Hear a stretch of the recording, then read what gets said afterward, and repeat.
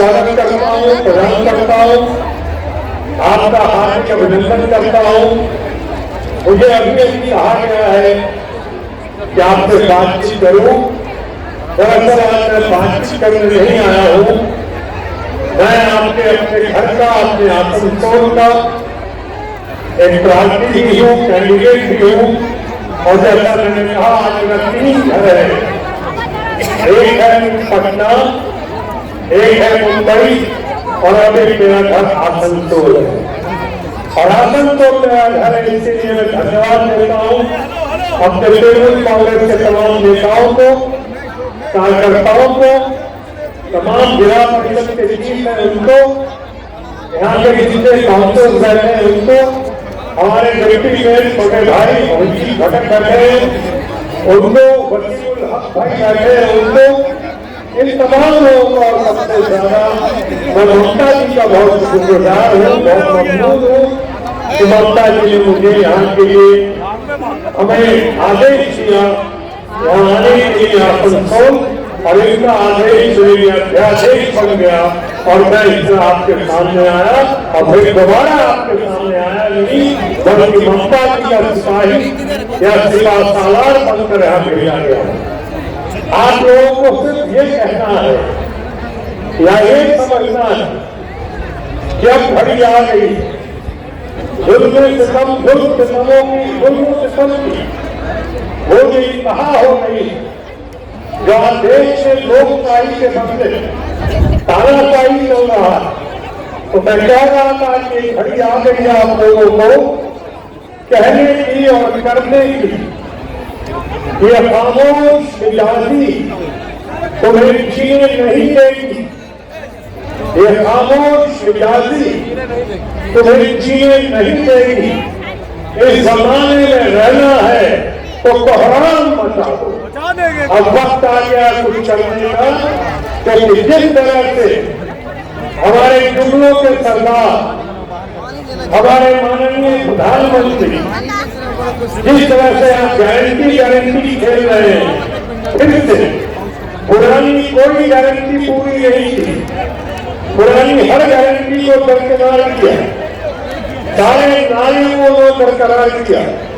बहुत हुई महंगाई की बात, अब की बार मोदी सरकार, बहुत हुई अत्याचार, अब की बार मोदी सरकार, बहुत हुई महिलाओं के बाद, अब की बार मोदी सरकार, बहुत हुई पेट्रोल डीजल की बात, अब की बार मोदी सरकार, बहुत हुई रुपए की कीमत का गिरना, अब की बार मोदी सरकार, डॉलर आसमान को छू रहा, रुपया जमीन चूम रहा। ऐसे तमाम लोगों को हमें जवाब देना है और हिसाब जवाब देना है। इस 24 का इलेक्शन जो है, जैसा कि ममता जी आपको बताएंगी और बता रही थी, ये इलेक्शन जो है सही मानों में लोकल या डोमेस्टिक इलेक्शन नहीं है, ये नेशनल इलेक्शन है। यहाँ पे उनके जुल्म सितम का, उनके झूठ का जवाब देना है। वो इस तरह की हरकतें कर रहे हैं, जो भ्रष्टाचार की बात करते हैं, जो परिवारवाद की बात करते हैं, मैं तो खुद उस पार्टी में 27-28 साल रह चुका हूँ। मैं दावे के साथ कह सकता हूँ कि भारतीय जनता पार्टी में जितना भ्रष्टाचार है, जितना परिवारवाद है, देश के किसी हिस्से में वो नहीं हो सकता जो भारतीय जनता पार्टी में।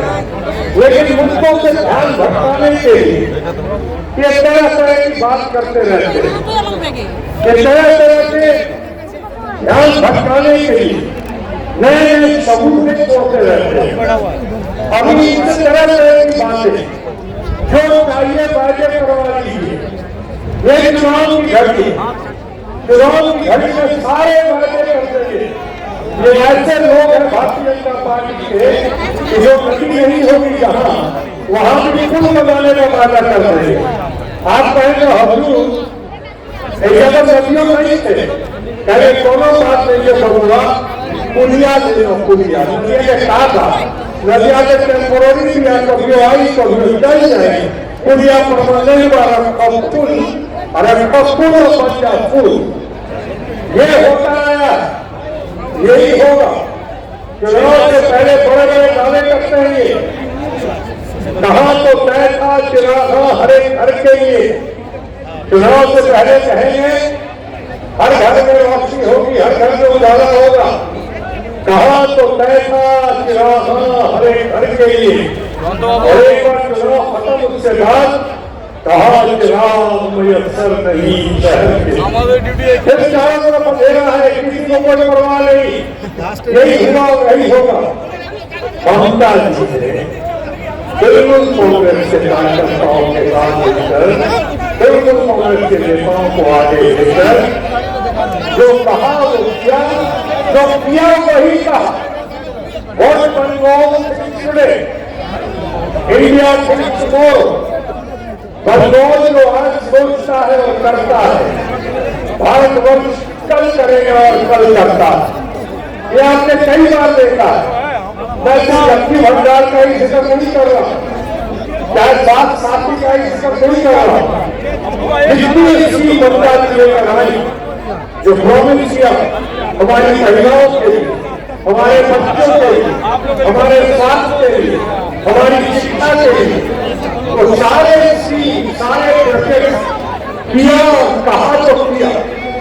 कहीं कोई कमी नहीं, कहीं कोई त्रुटि नहीं, कोई खामी नहीं।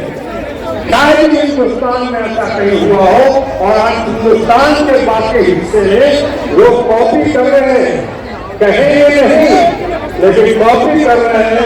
तो हमारे बंगाल की कॉपी कर रहे हैं, नकल करने की कोशिश कर रहे हैं। तो ममता जी के द्वारा चलाए गए सीट का हमसे सीट का कोशिश कर रहे हैं, और आप देख रहे हैं हर तरह से पीछे पड़े हुए बंगाल को उनकी पहली नजर है।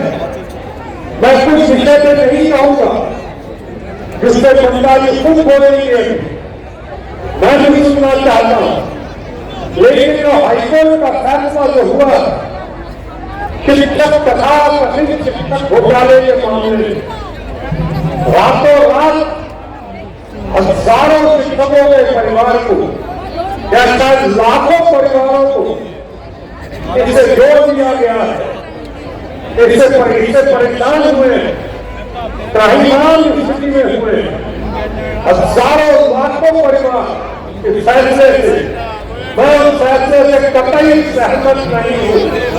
ऐसा फैसला मैंने भी जिंदगी में पहली बार सुना होगा कि आपने जो चाहा आपने कहा और कहा कि ठीक है पैसा वापस करो, शिक्षकों को हटा दो और सारी तनख्वाह सैलरी जो है 1 महीने के अंदर 10 साल में जितना कमाया सैलरी तो 1 महीने के अंदर लौटा दो।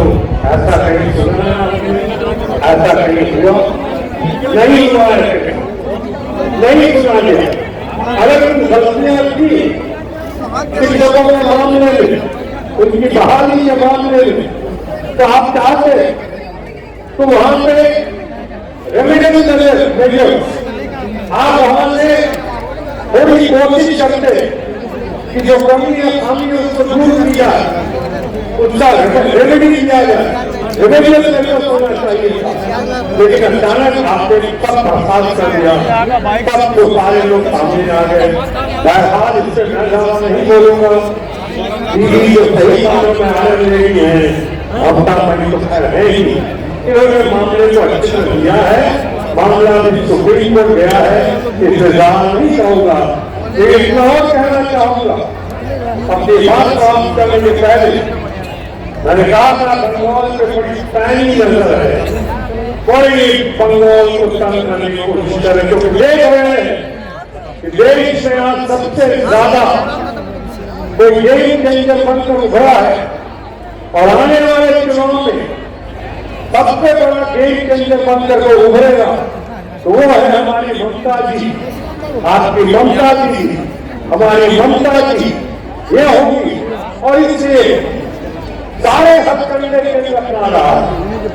कितना फंड हमारे पेट्रोल का रोका हुआ है, कितना फंड कि ममता जी है ममता मई, आयरन लेडी ममता जी, जिन्होंने समाज के हर वर्ग का अपना आंदोलन जारी रखते हुए, अपनी लड़ाई जारी रखते हुए जिस तरह से पूरे वर्ग को अपने आंचल का सहारा दिया है, जिस तरह इनको इनका ख्याल रखा है, जिस तरह किसी को कोई तकलीफ पहुंचने नहीं दी, यथाशक्ति यथा भक्ति, वो बहुत सराहनीय है, बहुत प्रशंसनीय है और बहुत ही इसलिए हम उनका आदर करते हैं।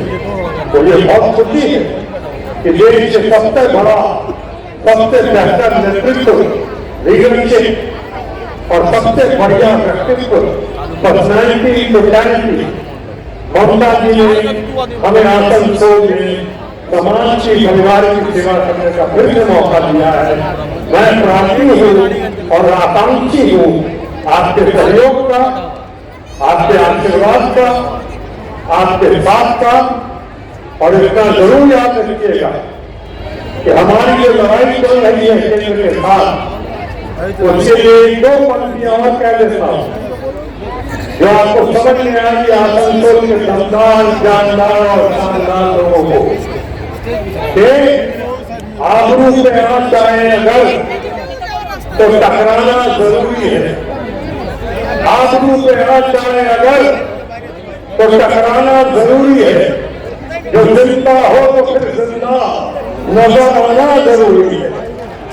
और अब जरूरी है कि हम सब एकजुट होकर ममता जी के नेतृत्व को और उनके व्यक्तित्व को और ऊर्जा दें और शक्ति पहुंचाएं और बंगाल की रचना करते हुए आसनसोल और बंगाल को और गौरवान्वित करें, देश और नाम रोशन करें। तो यही कहकर मैं आप लोगों से आज की सभा में अपनी भाषा को विराम देता हुआ मैं ममता जी के भाषण को सुनने के लिए, उनके मार्गदर्शन को स्वीकार करने के लिए यहाँ पर उपस्थित हूँ।